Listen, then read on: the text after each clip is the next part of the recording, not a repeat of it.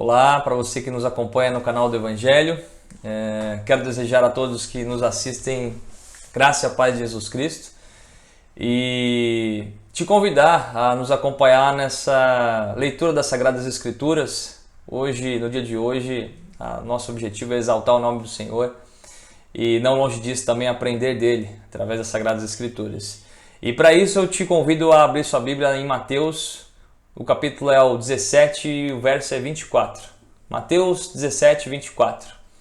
Evangelho de Jesus segundo Mateus. Eu peço que você acompanhe, vai estar sendo projetado na tela, mas eu convido a você para que você acompanhe com a sua Bíblia também. E a palavra diz assim: E chegando eles a Cafarnaum, aproximaram-se de Pedro. Só para os irmãos entenderem, chegando eles está dizendo assim, os discípulos de Jesus, tá? E chegando eles a Cafarnaum, aproximaram-se de Pedro os que cobravam as de dracmas, e disseram: O vosso mestre não paga as de dracmas? Disse ele: Sim. E entrando em casa, Jesus se lhe antecipou, dizendo: Que te parece, Simão? De quem cobram os reis da terra os tributos ou o censo? Dos seus filhos ou dos alheios? Disse-lhe Pedro: Dos alheios. Disse-lhe Jesus: Logo, estão livres os filhos. Mas para que os não escandalizemos, vai ao mar, lança o anzol, tira o primeiro peixe que subir, e abrindo-lhe a boca encontrarás um estáter. Toma-o e dá-o por mim e por ti. Até aqui, irmãos. Irmãos, a primeira coisa que eu gostaria de ressaltar nesta palavra do Senhor é que em cada verso bíblico, principalmente nos evangelhos, o Senhor quer nos confrontar.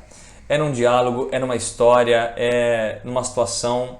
Ele confronta na situação pertinente, presente naquele antigo momento, e também nos dias de hoje para nós, porque essa palavra é viva e mostra para nós o que nós precisamos saber. Então ela nos confronta também.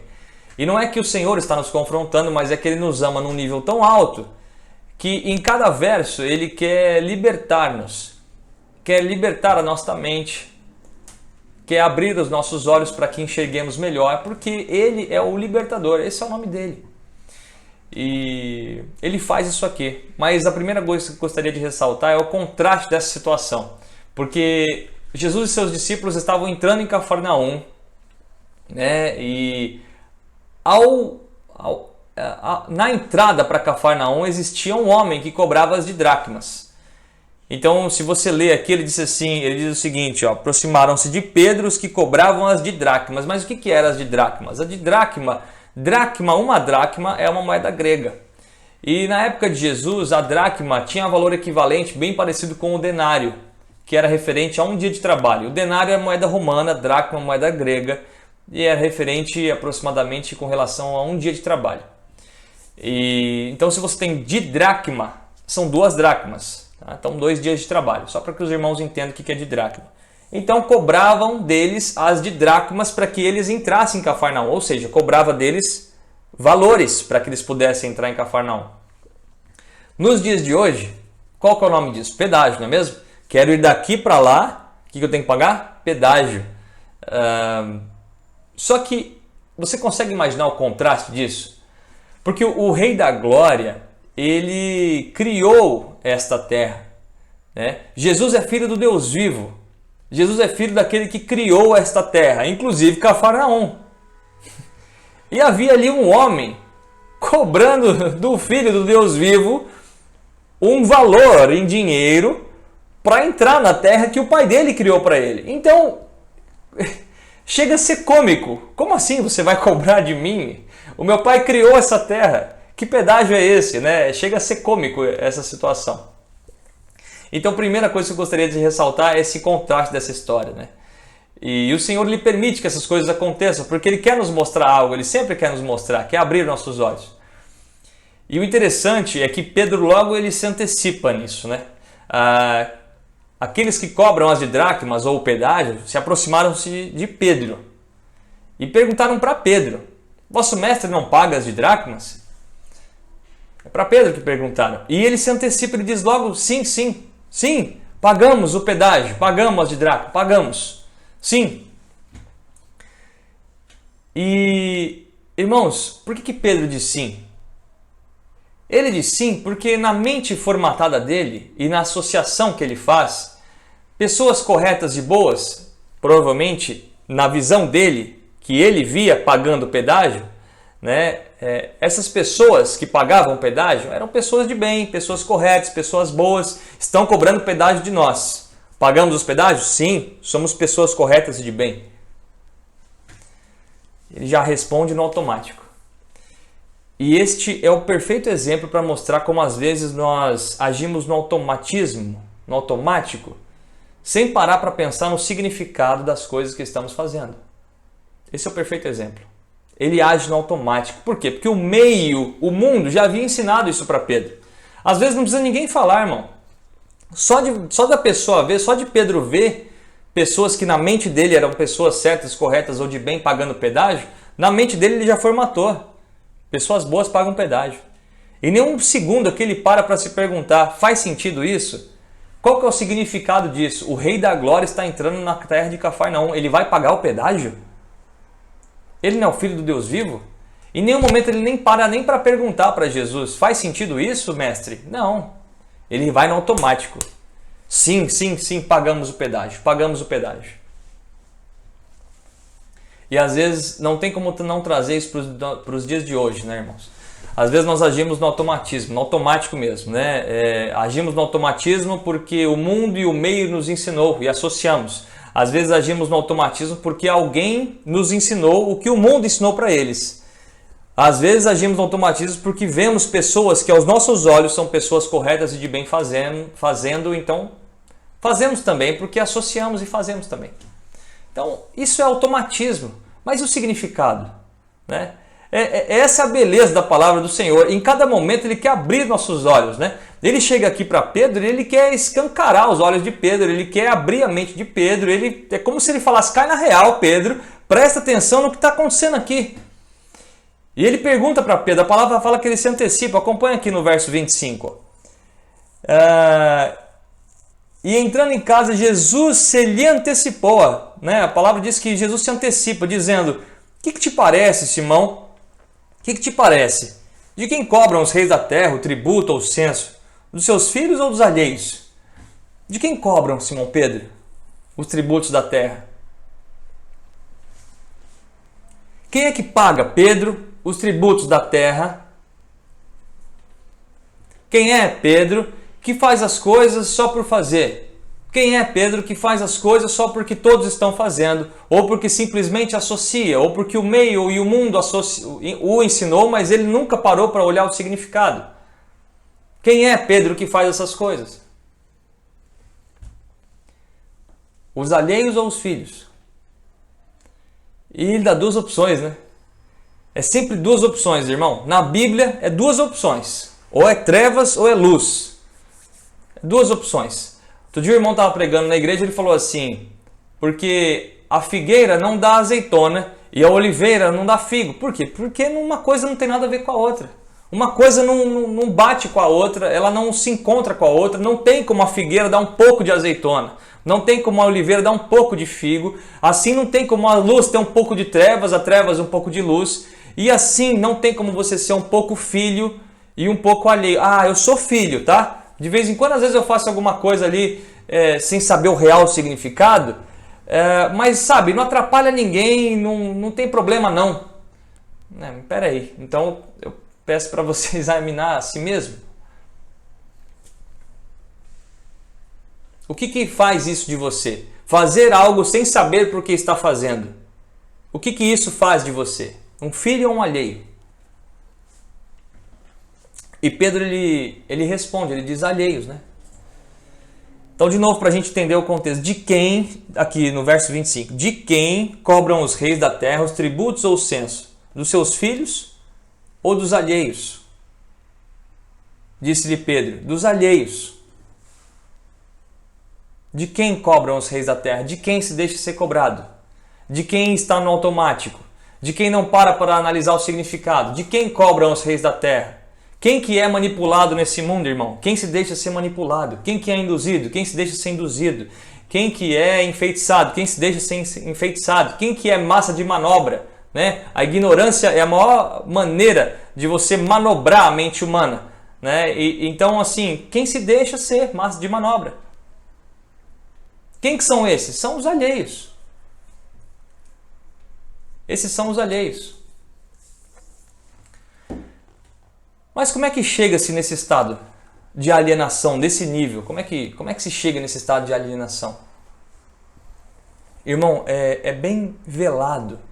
Não vai estar na tua frente assim, bem exposto, bem fácil para você discernir. É algo velado, é algo sorrateiro. O mal ele vai tentar agir naquilo que você menos percebe. Naquilo que você menos tem chance de distinguir, vamos dizer assim. É ali que ele vai tentar te pegar. E ele vai fazer isso com Jesus, né? Ele vai tentar alienar Jesus no deserto, dizendo assim: olha, mestre, 40 dias e 40 noites no deserto sem comer nada, transforma essas pedras em pães, né? O mal disse para ele. Depois disse: pula desse pináculo e os seus anjos vão pegar você lá embaixo e você vai ser adorado. Olha, se curvares diante de mim, então todos esses reinos da terra serão seus. Tentou alienar Jesus. E ele tenta fazer isso com a gente, só que a gente não é Jesus, né? Por isso que a gente tem que tomar muito cuidado e guardar nosso coração. Aonde está o seu coração? É nas riquezas desse mundo? Ele vai tentar te alienar nas riquezas desse mundo. É nas seduções desse mundo? Ele vai tentar te alienar nas seduções desse mundo.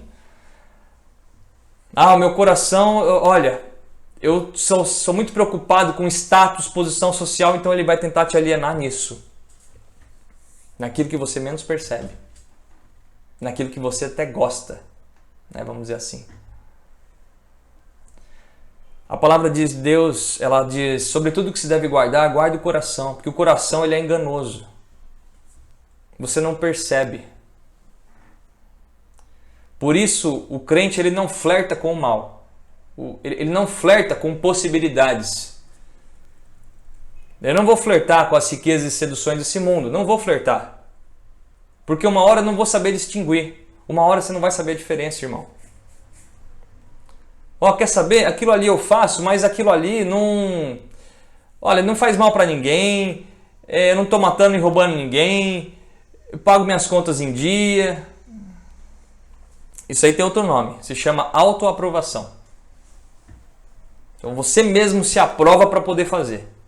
Não é que o Senhor te aprovou. O Senhor que criou a sua alma, Ele não aprovou. Você se autoaprovou.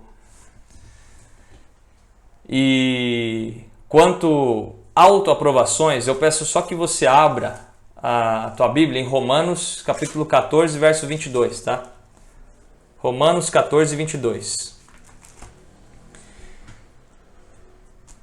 E diz aqui o seguinte: tens tu fé? Tem-na em ti mesmo diante de Deus? Bem-aventurado aquele que não se condena a si mesmo naquilo que aprova. Irmão, só para não dizer um texto fora de contexto, para que os irmãos entendam que este contexto aqui é um contexto de saber do que eu deveria comer para esta fase, tá? Para esse tempo aqui, que é o tempo na qual Paulo estava escrevendo a carta aos Romanos. Então existia essa dúvida, né? Porque os judeus haviam sido proibidos de comer certos tipos de alimento no Antigo Testamento. E agora no Novo Testamento, não é que Deus tinha liberado, mas as pessoas estavam entendendo o real significado de certas ordenâncias do Senhor. Então, eu entendi porque que o Senhor não deixou eu comer aquilo. Então, agora que eu entendi, eu consigo separar dos itens que Ele proibiu para poder comer isso daqui, porque agora eu entendi porque que Ele proibiu. Então, é um entendimento, né? E aí o Senhor ele fala para tomar cuidado com a autoaprovação. Haviam pessoas que não tinham tanta certeza assim. Então pessoas poderiam se autoaprovar para poder comer, né? Então Jesus vem e fala aqui, tens tu fé? Tem-na em ti mesmo diante de Deus? Olha, bem-aventurado é aquele que não se condena a si mesmo naquilo que aprova. E trazendo para aquilo que a gente estava lendo, né? Da alienação. Às vezes a gente faz isso, né? Às vezes eu tenho que me policiar para não fazer isso. Não se autoaprovar para poder fazer alguma coisa. O Senhor ele fala, bem-aventurado aquele que não se condena a si mesmo naquilo que ele mesmo se aprova. A gente se condena naquilo que a gente aprova, irmão. Se é o Senhor que aprovou, então estamos debaixo das asas do Senhor. Agora, se a gente aprovou, quem que é a gente?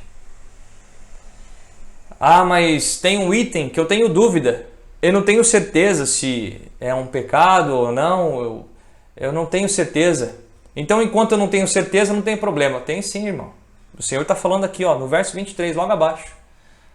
Vamos acompanhar aqui. Ele diz assim, ó: mas aquele que tem dúvida, se come, está condenado, porque não come por fé. E tudo que não é de fé é pecado. O come aqui ainda é com referência àquele assunto de comida do Antigo Testamento e agora sobre o entendimento novo das comidas. Tá? Mas é também para nós. É como se você estivesse lendo assim, ó, verso 23. Mas aquele que tem dúvida, se faz alguma coisa com dúvida, né, está condenado. Porque não faz por fé. E tudo que não é de fé é pecado. Então, se você tem dúvida, seja um pouco de dúvida, e você faz sem fé. E se faz sem fé, peca. E está condenado. Então, o que a gente pode tirar daqui? Primeiro, não se condene a si mesmo naquilo que você mesmo aprova. Segundo, se tem dúvida, não faça, porque estará fazendo sem fé e aí você peca. Terceiro, sobre tudo que se deve guardar, guarde o coração, porque o nosso coração é enganoso. E tem dois textos que eu gosto muito de citar com relação ao coração. Na palavra há vários textos, há várias maneiras de educar-nos no que diz respeito à guarda do nosso coração, mas tem dois que eu gosto muito, e um fala, está lá em Provérbios, os dois. Um fala da prudência, que é o temor do Senhor, é o princípio da sabedoria, e a ciência do santo é a prudência. Então, a ciência daquele que se guarda para Deus, daquele que se santifica para Deus, é a prudência. Prudência, não é medo, é prudência. Ah, você não vai porque você tem medo. Ah, você não faz porque você tem medo. Não é medo, é prudência. Você sabe que é prudência e é isso que importa. Se aquela pessoa quer achar que é medo, deixa ela achar que é medo. Você é prudente e você não faz. Por quê? Você está guardando o seu coração. É a sua ciência. Ciência do santo é a prudência. E segundo verso de Provérbios que diz assim: o avisado vê o mal e se esconde. O homem simples passa e paga a pena. Você consegue ver a diferença? O avisado vê o mal e se esconde. O homem simples passa e paga a pena. Não é que nós somos avisados. Estamos avisados. E aí, a gente vai viver se escondendo, enclausurado? Não, não é isso que a palavra diz. O que a palavra quer dizer é o seguinte. Se você sabe que tem algo ali que não faz bem para você, se esconde. Tem uma rua que não é legal você passar, passa na outra rua. Tem um canal que não é legal você assistir, passa o outro canal, desliga a TV. Ah, tem conversas entre grupos que não são edificantes e não fazem bem, sai do grupo, se esconde. É isso que significa se esconde. O avisado vê o mal e se esconde. Mas o homem simples, ele vai passar e vai pagar a pena. Então, para guardar o coração, use da prudência. É a ciência do santo. Se você vê o mal, se esconda. Maneiras de você guardar o seu coração. A palavra diz que o ladrão, ele não pode roubar o valente sem antes não amarrar o valente, sem antes não prender o valente. É mais ou menos assim, o ladrão ele não pode roubar o seu coração sem antes não te alienar. Ele primeiro te aliena e depois ele rouba o seu coração. Assim que ele age. Você nem percebe. E voltando para a história, Jesus ele vai pagar o pedágio.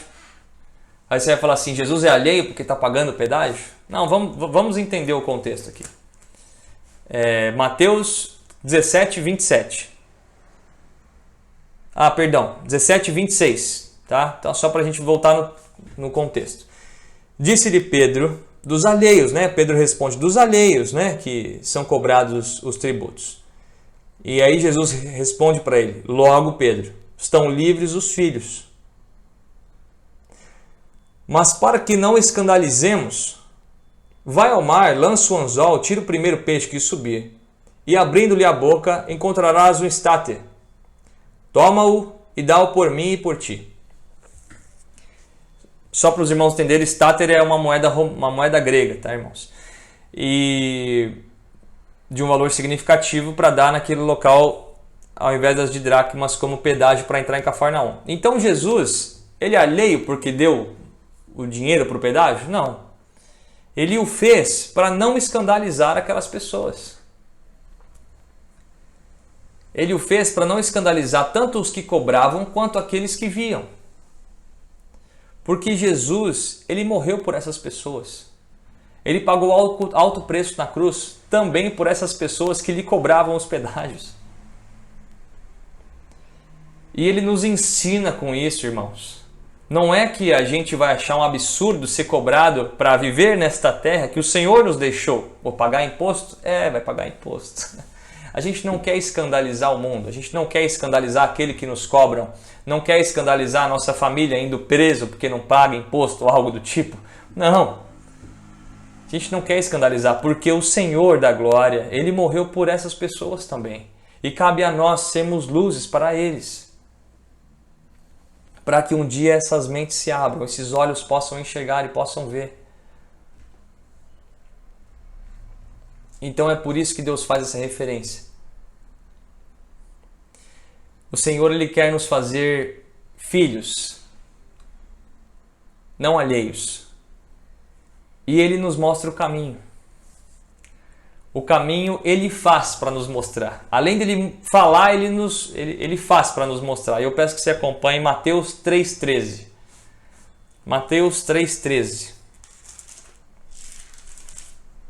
Quer ser filho, irmão? Olha como ele faz aqui.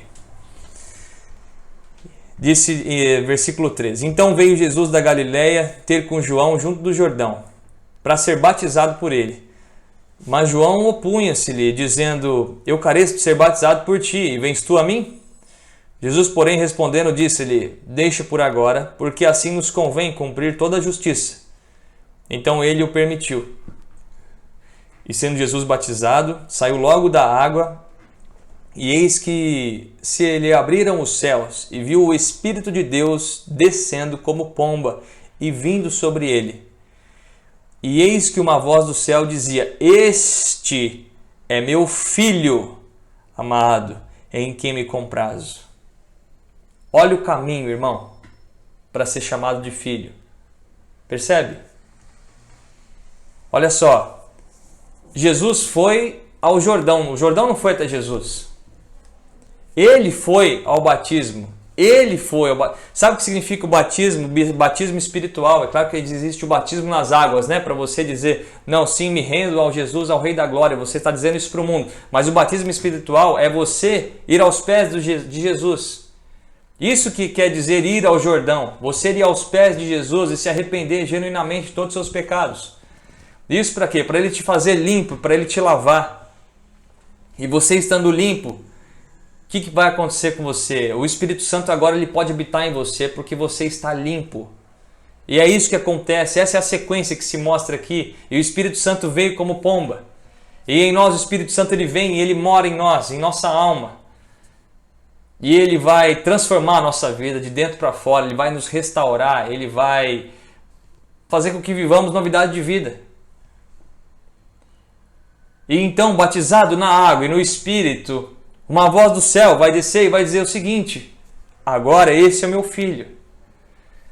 Ele não é mais alheio, agora ele é filho. Agora ele é filho.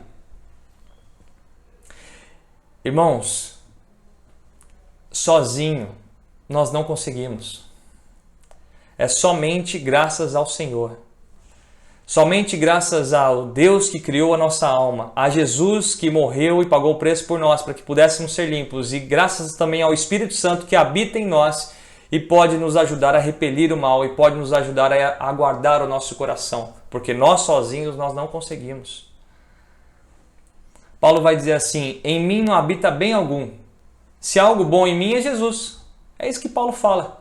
Porque ele tem, não é ciência, né? Ele sabe que se ele deixar o relacionamento com Cristo, que seja por pouco tempo, ele vai começar a cair. É uma descida. Só que chega um ponto, irmão, que você nem percebe mais que está descendo. Ele fala assim: em mim não habita bem algum, se há algo bom em mim é Jesus. Ele sabe que se alguém elogiar ele, ele sabe que não é graças a ele sabe que é graças a Jesus. Não é mérito dele, porque em nós não habita bem algum. Por isso nós não conseguimos sozinhos. E é uma bênção ter um Senhor como Jesus, que morreu por nós na cruz do Calvário, para que nós pudéssemos ter vida eterna, para que pudéssemos ser limpos, e agora o Espírito Santo pode habitar em nós. Irmão, nada disso seria possível se o Rei da Glória não tivesse descido e não tivesse ido à cruz e morrido por nós, pagando alto preço na cruz do Calvário. É por isso que o culto é dele, o culto é para ele. Estamos aqui para exaltar, glorificar, engrandecer o nome dele. Ele é digno de toda a honra, de todo louvor. E não cansamos de repetir que ele é o alfa, o ômega, o princípio e o fim. Ele é o leão de Judá, ele é a raiz de Davi. Ele é o alimento, ele é o maná do céu, ele é o pão da vida, ele é a ressurreição e a vida, ele é o caminho, a verdade e a vida. Ele é a porta, ele é o bom pastor, ele é a videira verdadeira. E, irmão, é somente graças a ele que eu e você podemos ser chamados de filho. Quem é você, irmão? Filho ou alheio? Hoje o Senhor está te chamando a ser chamado de filho. Que a graça e a paz de Jesus Cristo esteja com você e a sua família. Em nome de Jesus. Fiquem com Deus.